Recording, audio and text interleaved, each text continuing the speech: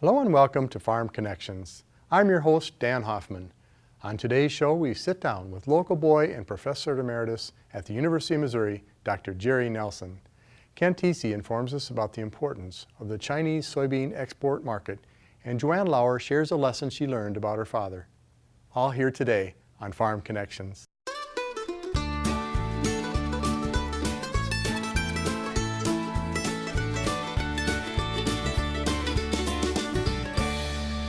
Welcome to Farm Connections with your host, Dan Hoffman. Farm Connections, sponsored by Alcorn Clean Fuel, a farmer-owned cooperative in Claremont, Minnesota, produces ethanol, high-protein livestock feed, and corn oil, and beverage-grade carbon dioxide for resale to benefit its members and their communities. Absolute Energy, a locally owned facility, produces 115 million gallons of ethanol annually, proudly supporting local economies in Iowa and Minnesota. Absolute Energy, adding value to the neighborhood. Southern Minnesota Center for Agriculture, promoting education and careers in agriculture, connecting students with college, curriculum, and industry resources to develop, fill, and sustain jobs with agriculture in our region. Welcome to Farm Connections. We're on the Riverland Community College Austin campus today, and with me is Dr. Jerry Nelson. Welcome. Good to be here, Dan. We're so glad to have you. Well, it's a pleasure to always come back and visit Riverland. You know, that's part of my history, so I have to come back and make sure things are going okay. Well, we're going to talk a little bit about history, and we're glad you do come back to check up on us. Now, when you came here, was a different institutions by name, at least, right? Totally different. It used to be called Austin Junior College, and it was actually the third floor of the high school when I first started to attend what we now know as Riverland. But there was still an interesting academic environment, and we could learn a lot and had a good foundation for moving on. Well, that was right here in Austin, Minnesota, but you grew up near here on a farm, correct? Well, actually, I grew up south of Lisle, actually off in the Iowa side from the state line and around a little community called Mona. And my father had a small farm on the west side of Mona near the river. We had 15 acres from my grandmother, and my father had 25.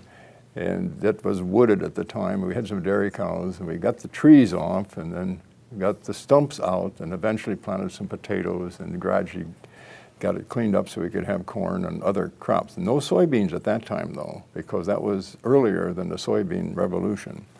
And we had milk cows, so I learned to milk cows twice a day. What time frame are we talking, like the mid-40s? Well, yes, this would be in the mid-40s. He bought that in, I think, 1942. And then we had that farm all that time, and I grew up there. Gradually, we could not make enough money just on the farm alone.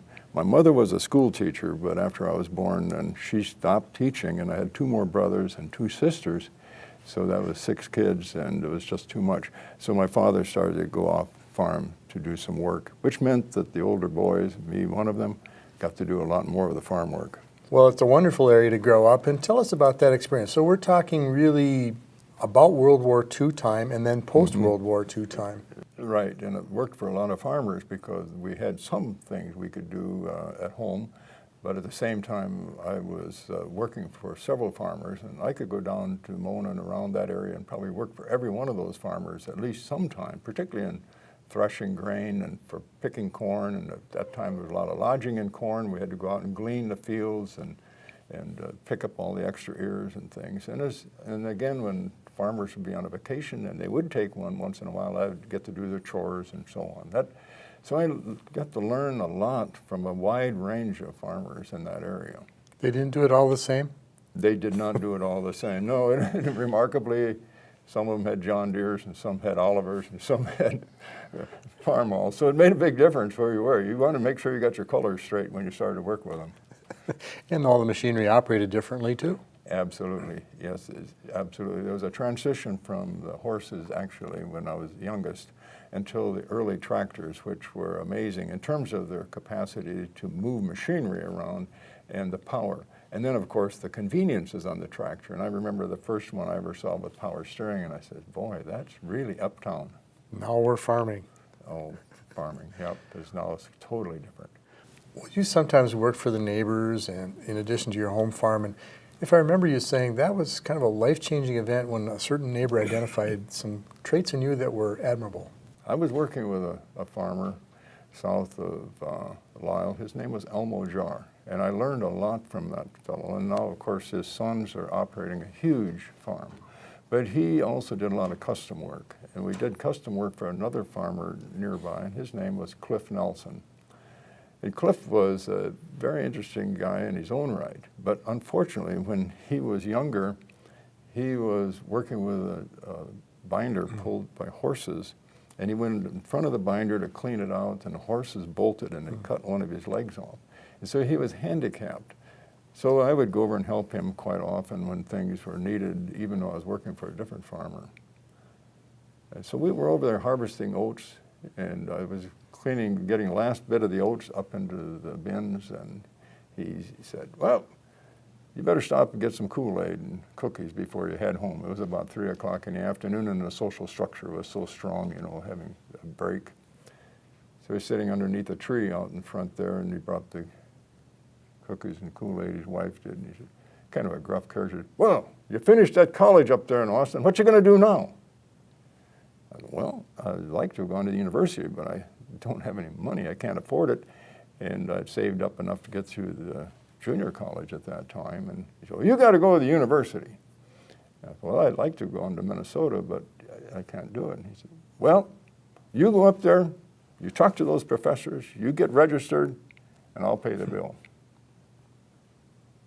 Talk about a life-changing moment. That was a Tuesday, I'll never forget it. On Friday, my younger brother and I drove up to St. Paul, to the campus, registered, got a room in a dorm, got a job. Wow. He paid the bill. I wouldn't be here if it wouldn't have been for that step. You come to forks in the road, sometimes they're obvious, sometimes they're not. That was an obvious one, and it's been uphill ever since. So I ended up getting my degree in animal nutrition and had an opportunity to work with General Mills.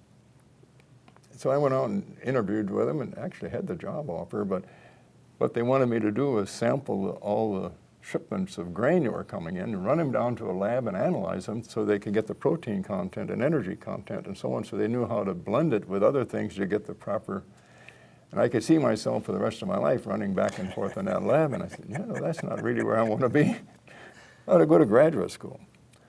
All right, so I went down and talked to my major professor in animal science. He said, well, we have an assistantship open with another professor on swine nutrition.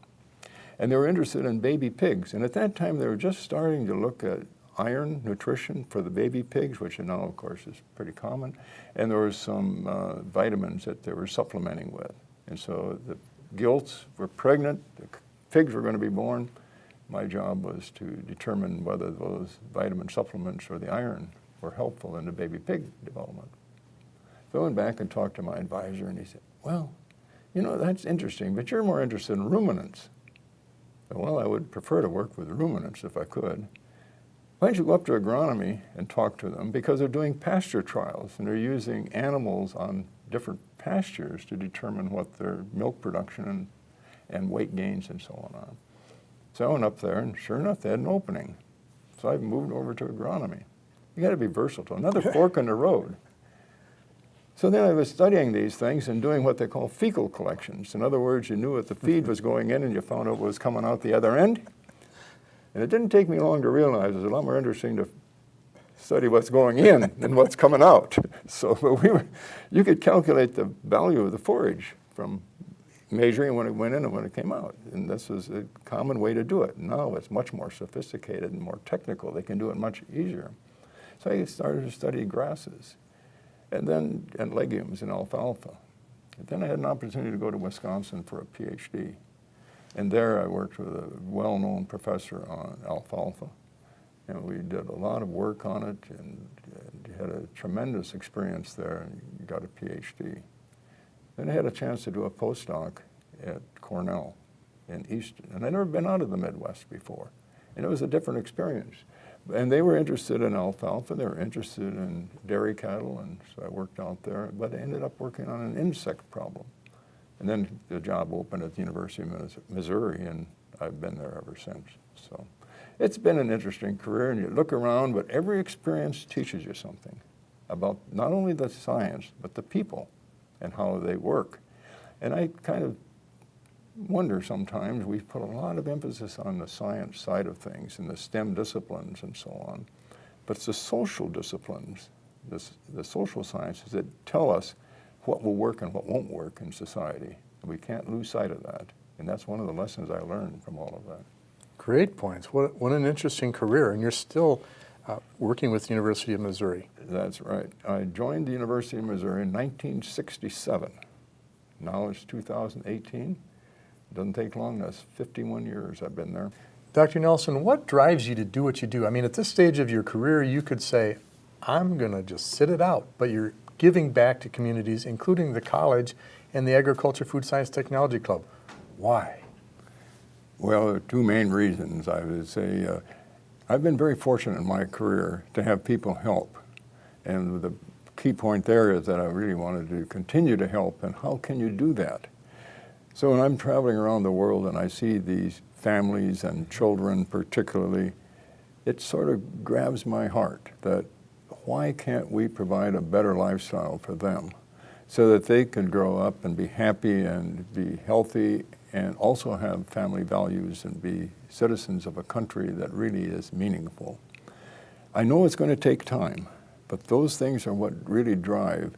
So I look at the social structure, I look at the government structures, I try to do something there if I can, but my primary purpose is to try to make a better environment for those little kids so that they can grow up and be professionals, maybe not all professors or something like that, but they can have a better lifestyle. If we could just up that a little bit, I would be very, very happy. Thank you so much for sharing, Dr. Nelson. My pleasure. Let's stay in touch. Stay tuned for more on Farm Connections.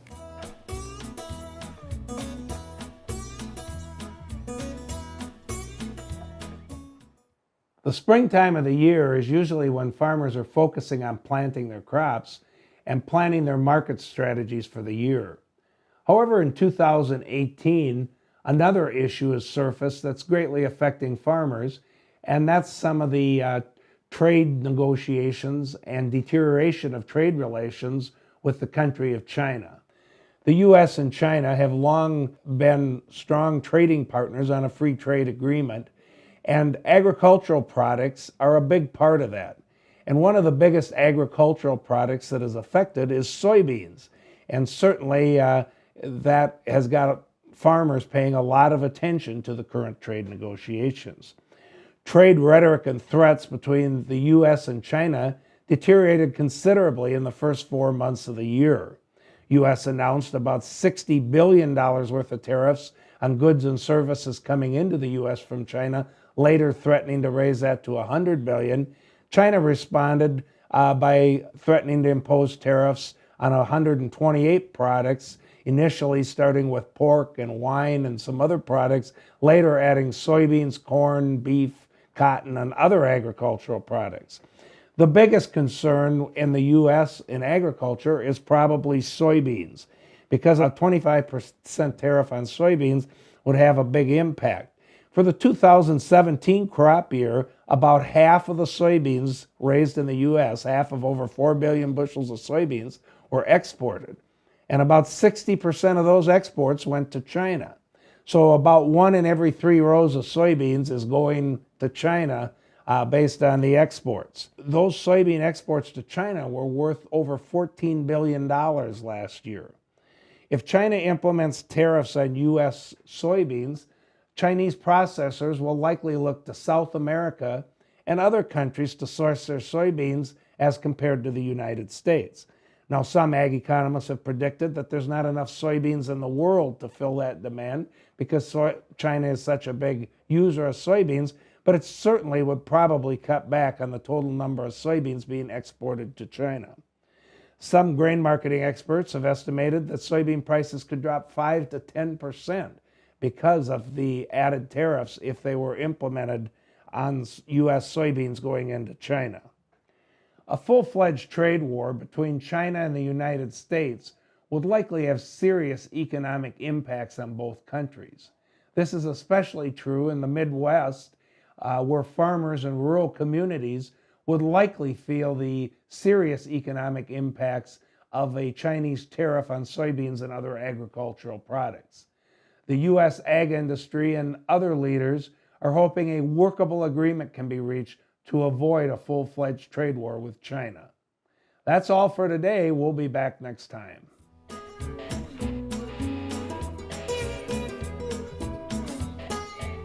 I would like to tell you about a day that will forever remain in my memory. It was a day that I grew up pretty quickly on that farm 4 miles south of Thompson, the place that still holds my heart. It was a day that I made my first grown-up decision and then discovered that when I had made such a huge mistake, that I was still going to be okay and still loved. Martha. Martha was my favorite sheep. She had come over in that load of sheep 4 or 5 years before. There were 12 sheep. She was my favorite. She was the oldest. And here I was now out in the sheep barn, watching her have a lamb. I knew that it was going to be her last lamb. She was so old now. But I had to watch. I knew that Dad would be upset. He didn't like me to see anything being born. I never did know why. But there I sat, that February morning, so cold. On that cold wooden floor, I crouched in the corner. There was Martha, her breath rising and falling. And then a leg had come out. Oh my goodness, the baby was being born. I couldn't wait to see her lamb. And then nothing. What was happening? She should have had the lamb by now. I decided I better go into the house. Even if I would be scolded, I had to go in and get Dad's help. Stepping into the kitchen, there he was drinking a cup of coffee, eating his chocolate chip cookie. Dad, I've been out in the sheep barn. Martha is trying to have her lamb and she can't do it. Dad, she needs your help. He didn't scold. He just put on his 3-buckle boots and we trudged as quickly, as fast as we could through that snow out to the sheep barn. And as he opened the door, there on the floor lay the most beautiful little lamb, just born. But when I looked over at Martha, her breath was no longer rising and falling. You can't be sad right now, JoAnn. You can't be. I know that you just lost your best friend, Martha, but you have to take this lamb into the house, put it in a cardboard box by the open oven door. Keep the lamb warm. Bottle feed your lamb. Little lamb. I always called her Martha's lamb. She never did have a name of her own. Martha's lamb became my friend. And every day she would meet me down at the end of the driveway when I got off the school bus after school. She sometimes would step a little too far onto the road, so Dad had to build the gate so she couldn't step out and be hurt. And the two of us would walk up the driveway. She was my friend. I guess that's why I chose her that day. When I had another little lamb, my lamb named Susie was not feeling well. I could tell. She was sick. So I built a pen right between the barn and the granary, and I put little Susie in there along with Martha's lamb. I figured when we're sick, we need someone around. So That first day, I brought them a pan of shelled corn, a pan of cool water. Dad saw me bringing the corn, and he said, "JoAnn, don't give them too much corn. They can get sick." "Okay, Dad, but I'm 14 years old now. I know how to take care of my lambs. Don't worry." Every day, I gave them a fresh pan of shelled corn. Eventually, Susie was looking pretty well. She was looking healthy again. What I didn't realize was that she was not eating the shelled corn nearly as much as Martha's lamb. Oh dear. Oh dear, there. That afternoon, Martha's lamb's belly was all bloated. I knew that Dad was right. I had done something wrong. I picked her up and carried her to the lawn where Mom and Dad were sitting under a shade tree. "Oh no, you gave her too much corn, didn't you, JoAnn?" "Yeah, Dad. I did. I didn't mean to hurt her, Dad." He pulled a jackknife out of his pocket. He said, "Sometimes if there's a cow or a sheep that's eaten too much corn, I can stick the knife into their belly to release some of the gases and they can get better again." And I said, "But they could die. Martha's lamb could die." "Yes," he said. "It's your decision. I'll do whatever you ask me to do." "No, Dad, don't do it." All I could think of was biology class and all the germs on that jackknife. So I just handed him Martha's lamb and I ran into the house. A short while later, I saw him through the window. I saw him stand up and walk behind the barn with Martha's lamb in his arms. And I knew that she had died, and it was my fault. I ran up to my bedroom, and after a while, I heard Dad's footsteps. He came into my room. He sat on the edge of my bed. He pulled me close to him. "It's okay, JoAnn." I sobbed. "You made a mistake." "But Dad, I killed her. That was a big mistake." "Yes," he said. "I've made lots of mistakes too." Dads make mistakes? I didn't know dads make mistakes. I didn't know that. "Yes," he said. "I've made so many, but I have to tell you, no matter how old you get or how many mistakes you make, I will always love you."